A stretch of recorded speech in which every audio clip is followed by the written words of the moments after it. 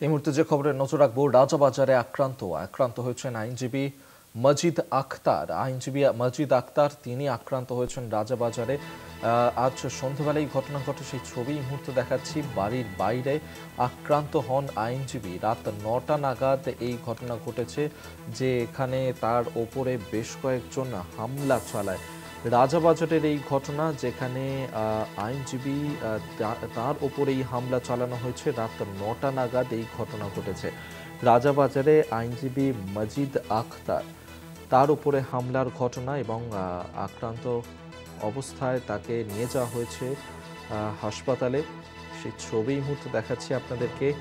রাজাবাজারে আক্রান্ত আইনজীবী মজিদ আখতার।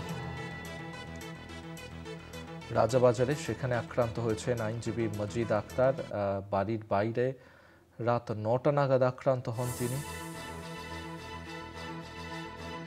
নিউজরুম থেকে অরিত্র ঘোষ আমাদের সঙ্গে সরাসরি রয়েছেন প্রতিনিধি। বিস্তারিত জানবো। অরিত্র, ঠিক কি ঘটনা ঘটেছে, কারা এই হামলা চালালো?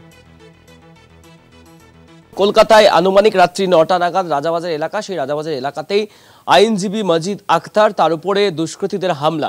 কারা হামলা চালালো এই মুহূর্তে সেই বিষয়টি স্পষ্ট নয়, তবে যেটা পুলিশ সূত্রে খবর পাওয়া যাচ্ছে যে রাজাবাজারের যে বাসভবন এই আইনজীবী মজিদ আখতারের, সেই বাসভবনের ঠিক বাইরেই তিনি যখন বাড়ি যাচ্ছিলেন, বাড়ির ভিতরে প্রবেশ করছিলেন, ঠিক সেই সময়তেই তার উপরে অতর্কিতে হামলা চালায় বেশ কয়েকজন, এবং তাকে ধারালো অস্ত্রের কোপ দেওয়া হয়। একের পর এক কোপ দেওয়ার ফলে গুরুতর আহত হয়ে পড়েন তিনি, গুরুতর আঘাতপ্রাপ্ত হন এবং রক্তাক্ত অবস্থায় মাটিতে লুটিয়ে পড়েন। এরপরেই তাকে আহত অবস্থায় উদ্ধার করে এনআরএস তথা নীলরতন সরকার হাসপাতালে নিয়ে যাওয়া হয়, এবং সেখানেই চিকিৎসাধীন রয়েছেন আইনজীবী মজিদ আখতার। তবে কি কারণে এই আক্রমণ, তার উপরে কি কারণে আক্রান্ত হলেন আইনজীবী মজিদ আখতার, সেই বিষয়টি স্পষ্ট নয়। ইতিমধ্যে হামলাকারীরা পলাতক, এটা পুলিশ সূত্রে জানা যাচ্ছে। পুলিশ ঘটনার তদন্ত শুরু করেছে। তার কারণ, রবিবার রাত্রি ৯টা, কার্যত শহরের রাস্তা প্রায় জনবহুল থাকে বললেই চলে। সেই রকম সময় এই রাজাবাজারের মতো অত্যন্ত গুরুত্বপূর্ণ এলাকা এবং জনবসতিপূর্ণ এলাকায় এই ধরনের ঘটনা কিন্তু স্বাভাবিকভাবে প্রশ্ন উঠতে শুরু করেছে এবার নিরাপত্তা নিয়ে। কারণ একজন আইনজীবী, তিনি তার বাড়িতে ঢুকছিলেন, সেই সময়তেই তার উপর চড়াও হলেন হামলাকারীরা। তাকে ধারালো অস্ত্র দিয়ে আঘাত করলেন, তিনি রক্তাক্ত অবস্থায় লুটিয়ে পড়লেন। কেউ ঘুণাক্ষরেও কিছু টের পেল না। তাহলে কি আইনজীবীর পূর্ব পরিচিত ছিলেন হামলাকারীরা? তারা কি রেকি করেছিলেন? এই আইনজীবী কখন বাড়িতে ঢোকেন, কখন বাড়ি থেকে বেরোন, সেই সমস্ত বিষয়গুলি কিন্তু ইতিমধ্যে জানার চেষ্টা করছে পুলিশ।